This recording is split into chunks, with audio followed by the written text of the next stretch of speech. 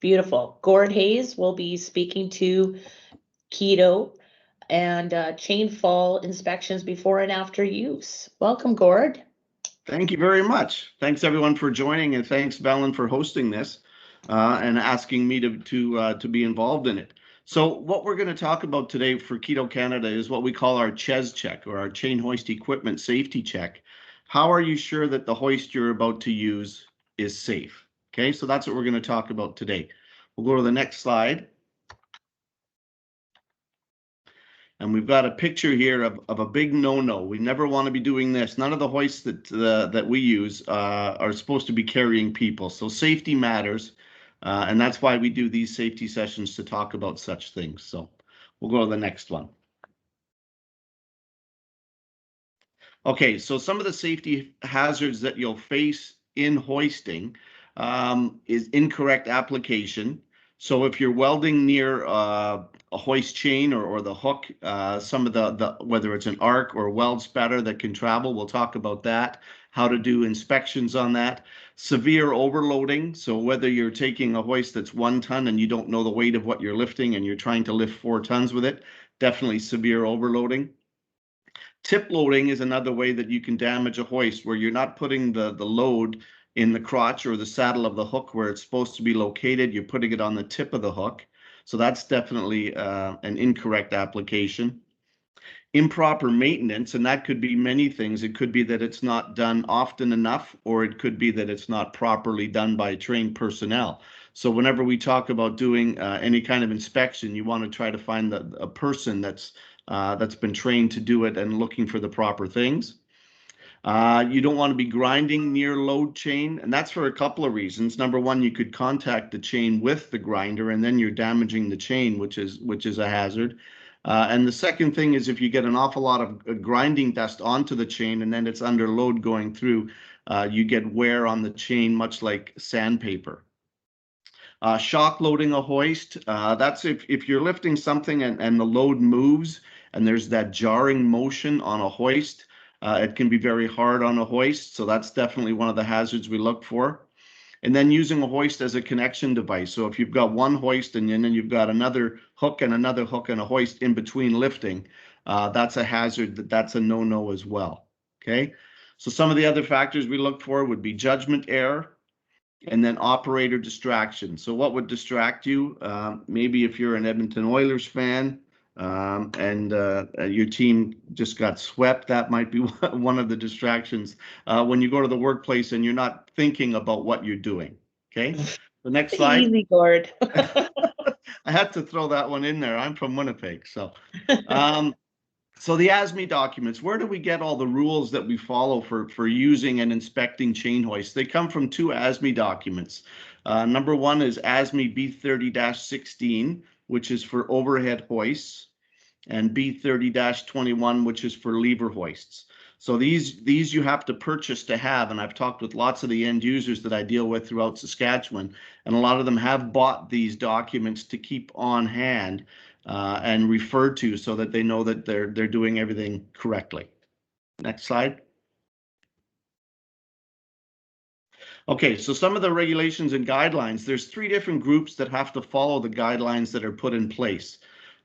So all the laws that we follow in the province come from these ASME guidelines. So the 3 groups that have to follow them, number one is the manufacturers. So the company I work for, KITO, we have to meet minimum guidelines in manufacturing these hoists. Okay.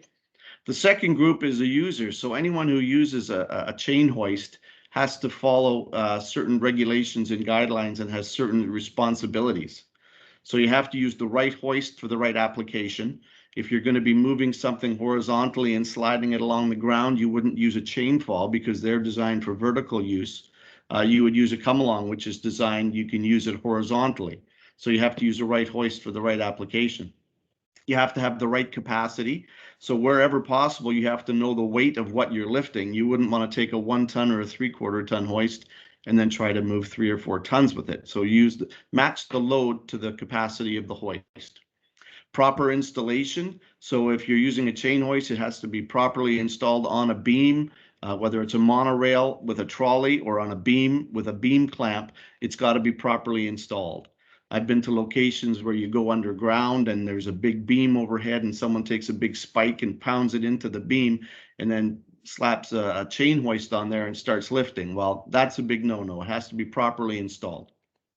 You have to have proper operation and use, so you have to be able to have the knowledge to know of the tool you're using and to use it correctly. Anticipate the hoist or load movements as a result of operating the hoist controls. So that there's a few things that follow in that. You have to be aware of hoist movements and make sure that you're properly using the hoist. And ensure the hoist is safe to use, which is the pre-use inspection. And that's a lot of what we're going to be talking about today, how to make sure that the hoist you're about to use is safe. And then repair and maintenance. The repair and maintenance people have to be properly trained, have to be properly tested.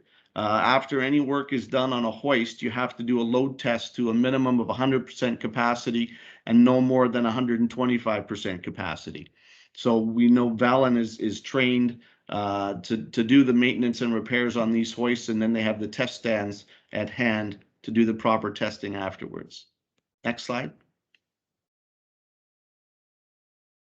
Okay, so a pre-use inspection. My previous sales manager, Murray Bergstrom, who put all the KITO packages together, would do this. He'd slap his hands loud and say, okay, 30 seconds to save your life. How to do a systematic inspection and cover all the components, literally 30 seconds. And then you start at the bottom hook and then work your way up. We'll go to the next. Okay, so what to look for in hooks? We'll start with our hooks. Stretch. How much stretch is allowed on a hook? No stretch is allowed on a hook. When we do our safety sessions, we'll talk about, can you take a hook that's been stretched and stretch it back, put it in a vise and squeeze it back, and then is it okay? Well, no, of course not. You can never do that. So if there's any kind of stretch in a hook, it's got to be taken out. So when we do our inspection, that's the first thing we'll look for. An easy thing to look for on the inspection is to make sure that the safety latch is in place. And what does a safety latch do for you? It does two things. Number one, it holds your load in place. So if you're lifting, there's no jarring motions and the load can't come out of the hook. So you have to have that safety latch there. That's law in the province of Saskatchewan, that it has to be there. Another advantage to having that safety latch in place is that if the hook is stretched, the latch will go past the tip, as you see in the first picture. Then you know that it's missing. A funny story, I did an inspection in one of the mines underground, and I went and did an inspection, and I said a full 60% of your hoists are missing the latch kits. And they said, okay, so they contacted Vallen and ordered a bunch of latch kits, and I got a call from the fellow the next week. He said, Gord, thanks for doing that inspection, but Vallen sent us the wrong latch kits. We need the long ones. There are no long ones. It just meant that all their hooks had stretched, but because they didn't have the latches there, it wasn't easy to see, okay? Other things you're looking for any scarring and cuts if you've come in contact with a grinder, or maybe you're using cable rigging and after a while it digs into the hook. So if you see any kind of scarring or cuts, you'd have to change out that hook. Wear is the same thing. Again, depending on what you're lifting and how you're lifting it, a lot of companies use their own below the hook lifting devices that may not have been properly built. They may have sharp edges on them, and you'll see that wear into the hook. The other thing you'll look for is heat input. So any kind of heat input onto a hook, you'd want to change that out. And again, weld spatter and arcing, you would change that out. And then if there's any shock loading, typically you would see stretch on the hook. Next slide. Okay, so again, tip loading, there's two different ways you can stretch a hook or deform a hook. And number one is overloading, and number two would be tip loading. So if you put the load on the tip of the hook instead of in the saddle where it's supposed to be, the hook can stretch at or even below capacity, right? So hooks are 80 grade, they're ductile, and this is the first line of indication of overloading. The hook is designed to be the first thing to go because it's an external indicator to the operator that the hoist has been overloaded. You could imagine if the brakes were the first thing to go, well, that would be terrible. That would be catastrophic. So the hooks are specifically designed to be the first thing to go so the operator can see externally that the hoist has been overloaded. Next. Okay, so again, when I mentioned the safety latches and I said, okay, we need the long ones, what we've seen before is that companies or a welder, a very good welder, will take the latch kit and extend it and weld a little extension onto it, and that's a bad thing to do, because really what you needed was a new hook. By extending the latch kit, all you've done is had the operator use a hoist which has a stretched hook, but he may not know it because you've extended that latch kit. So we never want to add on extra metal to the latch kit. You need to replace the hook and the latch. Next. Okay, so here's some pictures we have again of latch kits that have been extended. Whenever you see this to do an inspection and you see someone has done something like this, you definitely want to tag it out and have that inspected, because if the hook is stretched, there's a reason for it. There may be further damage inside. So again, if someone has extended the latch kit, you would definitely want to take that out of service and tag it. Next. Any heat input, whether it's arc spatter or an arc or even just heat input, you can see scorching on it. You'd want to change that out. There's a story I tell. I deal a lot with the rail industry, and they'll use our come-alongs to straighten the front of the locomotives. I call it a cow catcher. They call it a pilot, but it gets dented and banged up from time to time, and they'll need to straighten it out. So they'll use our come-along and hook up to it and start cranking to straighten it. Well, what you can do to make metal move a little easier is you can heat it up. So they spark up that tiger torch or the turbo torch, and they get everything red hot glowing. And there's our hook sitting right there along with it. So basically what they've done is they've heat treated that hook. So when I said before that a hook is designed to be the first thing to go, to have no elasticity and to slowly bend and straighten, to be an external indicator, if you've taken that hoist and heated it to that extent, you're going to have a brittle hoist where it can actually just break. So when you're doing an inspection and you see any type of heat input into the hook, definitely take that out and have it inspected. You'll need to replace that hook. Next. So shock loading, I mentioned shock loading before. This is basically an example, believe it or not, of what a hook is supposed to do. A hook is not supposed to break. So again, if you have heat input and you've made it brittle, it'll break, but this is what it's supposed to do. This is an example of a hook that's been shock loaded. And shock loading, again, is if the load shifts and there's that big jarring motion. This is an example of a hook which was actually a top hook holding up a large overhead door, and then it was propped up with a 4x4 beam, and that beam accidentally got knocked out, and the shock load of that door, all that weight coming down at once, straightened out this hook, right? So it's an instant load. It rates at about 100 to 1, and hooks are meant to fail before any other part of the hoist. Next. This is an example again of you can see the damage on the bottom of the hook, whether this was a heat input or a torch, cutting torch had come in contact with it, or it might even be a situation where I mentioned before below the hook lifting devices, which aren't manufactured properly and have sharp edges that get moved. But obviously, if you're doing an inspection of your hoist and you see a gouge in the bottom of the hook like that, you wouldn't let it go back out to the next person. You would tag that out and send it into Vallen for repair or replacement. Next. Okay, so when I'm doing my safety sessions or the CHES checks on inspections, and we start at the bottom hook and we'll work our way up. I hold up a section of chain and hook and say, okay, what's the next thing we're going to look for? And everyone says, okay, the load chain. But prior to going to the load chain, I want everyone to check the hook pin, or the pin which holds your hook to the chain. Because some of the things that I've seen in my inspections and my travels of 15 years doing this, holding the hook to the chain, it would make your skin crawl a little bit. So if it's the proper hook pin, it'll have a K on it for KITO embossed, so that you know it's the proper bolt holding the hook to the chain. I've seen standard bolts, which is not the right thing. I've seen cotter pins. I've seen an RDox nail put through and wrapped, bent around. The worst one I saw was in one of the potash mines. I didn't see the hoist, just a photo of it, but someone had taken welding wire and wrapped it through about 10 times, holding the hook to the chain and twisted it off like a twist tie.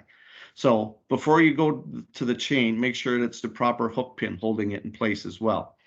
Then for the load chain, some of the things to watch for, we don't want to, oh, sorry, go back just, never use a twisted, kinked, or damaged or stretched load chain. So when you're doing your inspection, you take a look at the chain and make sure that there's no damaged link. Chain is very specifically designed to be pulled in one direction. And even more so on a chain fall, on a come along, you'll see this because there's a lot of side pulling. So do an inspection of the chain, make sure there's no kinked, damaged, bent, or damaged sections. On the safety tag, it'll say never run the load chain over a sharp edge, especially when it's under load. Again, you're going to be doing damage to the chain. And then never use the hoist chain as a sling. So you never want to take the hook and wrap it around something and hook back up to the chain, because that side pulling on a chain is going to bend and damage the links. Next. Okay, so again, some of the things we're looking for, this comes straight out of the KITO Owner's Manual.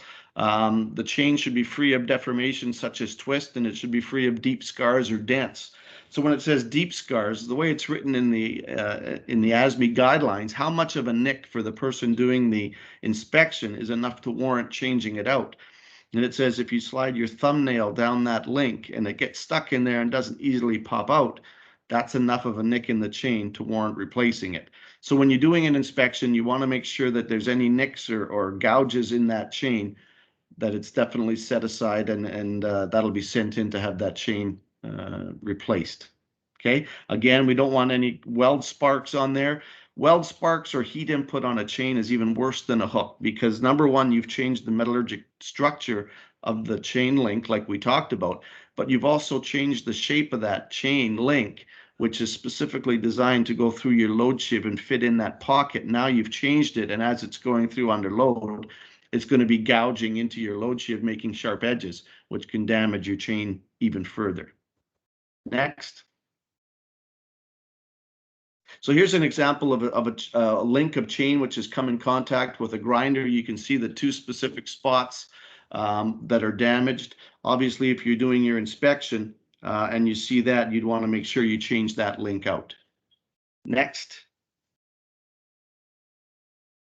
Again, this is deformation on a chain. Could be a few different things that caused it. You can see there's been some contact there where there's an indentation, and again, the link itself has been deformed. So if you see that, you'd obviously want to set that hoist aside, tag it, and send it in to be replaced. Next. Okay, again, sharp corners. We mentioned on the safety tag that you don't want to be putting this overload over sharp edges, and you get this kind of damage to your links. You can also see there's some weld spatter on one of those links too. So if you're seeing that during inspection, you'd want to change that out for sure. Next. Okay, so here's grinder cuts, and again, this one's pretty obvious if you're doing your inspection. Sometimes the damage on a link of chain can be bad enough if it's just been left out of a vehicle and driven and dragged on concrete. But this one here, it's pretty obvious. It's come in contact with a grinder. There's up to 30 to 40% of the link removed. So if you see that, you would definitely tag that out and send that in to be replaced. Next. Okay, this is an example of, you can see the discoloration there. So there's some heat input, and then you can see how the links have stretched so far that it actually, if you turn that chain horizontally, it stays rigid because it's been stretched so much. This is an example of a chain which was under load while it actually became the ground for the welder while they were working on it, and you can see that the heat input stretched those links so much. So how much of a stretch is allowed in chain? Well, they say it's 3%. Again, according to the ASME guidelines, you can't see that. But if it's sent in again to Vallen, there's a measurement in every owner's manual that shows how to take your calipers and measure for the 3% chain stretch. So you'd look for chain stretch as well. Next. Again, I mentioned arcing and spatter. That's worse than it is on a hook because, again, you've changed the shape of every link. And you can see on the bottom when I mentioned load sheave, that is a picture of a load sheave there. and it's specifically designed for that chain to fit in there properly. And if there's been weld spatter and damage to the chain as it goes through your load sheave, it will damage that as well. So definitely you'd look for that kind of arcing and spatter on the chain. Next. Okay, so we also want to follow the chain path. So when there's a single fall and a double fall. So this is an example of a double fall where the chain comes down and goes through your hook or the yoke and then goes back up again. So you can see the picture on the left, you can see that the links are all in a straight row, and you know that the chain path is proper. On the picture on the right, you can see how the chain is twisted. That's what we call a capsized hook, where the hook is actually twisted through the chain. It can only happen on a two fall, not on a single fall. So whenever you're doing your inspection, you want to make sure that you don't have that twist. If you have that twist, you have to take the hook and take it back through to take that twist out. Twisted chain, it's not a good thing, because chain, as I mentioned before, it's specifically designed to be pulled in one direction. When you have that kind of side pulling on it, it can actually break a link or it can pop a chain hoist open. So it's very important, if you have a double fall, to make sure that you don't have a twist in the chain. Next. Okay, if you're dealing with a come along, you want to look at the handle. And one of the things I always mention to anyone using this is always look for snipe marks, right? So on the safety tags, it'll say never use an extended pipe or bar on the handle. So always look for that, because on every KITO handle, it'll say on the 3/4 ton, it says 27 kilos of force is required to get to capacity. On a 1.5 ton, it's 32 kilos of force. So you can imagine the force being applied if a full-grown person has put an extension pipe on there and is using all their body weight to crank down on that. So if you see a handle that's got snipe marks on it, that hoist should definitely be sent in for inspection, because it's been massively overloaded. Next. Now, some of the things you're looking for to make sure they're in place. Again, I mentioned sniping. You want to make sure that the rubber handle is in place, that the name plate on the handle is not missing. That'll give you your model number. It'll give you your capacity, serial numbers. So that has to be in place.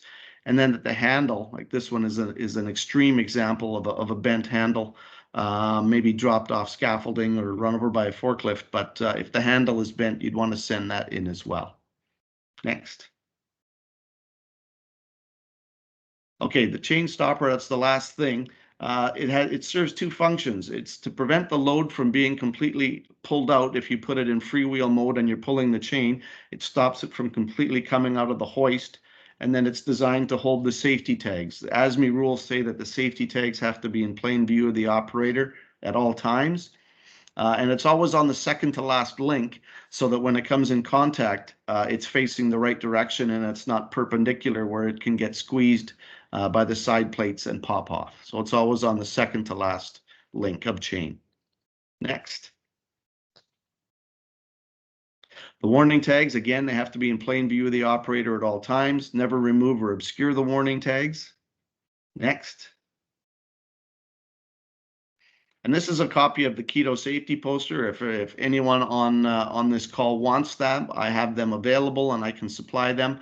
Typically, they're put up on walls in shops, and it's just a reminder to all the people working with these types of equipment or tools what to do. So that's the KITO safety poster. Next. Okay, so again, the rules: a hoist must be recertified once every 12 months, and that comes straight out of the ASME guidelines. Whether it was used 5 times or 500 times, a hoist has to be recertified every 12 months. Recertification means every component has to be inspected, and that means complete teardown and rebuild. And then whenever that is done, it's got to be load tested to at least a minimum of 100%. Okay. Inspections, as Brad mentioned with the fall arrests, there's normal use inspections, which is semi-annually. If the hoist is used heavily, then it has to be quarterly inspection. And if there's severe use where it's used every day, or it's in a situation where there's bad environment, severe use has to have monthly inspection. And again, that's per the ASME standards. Next.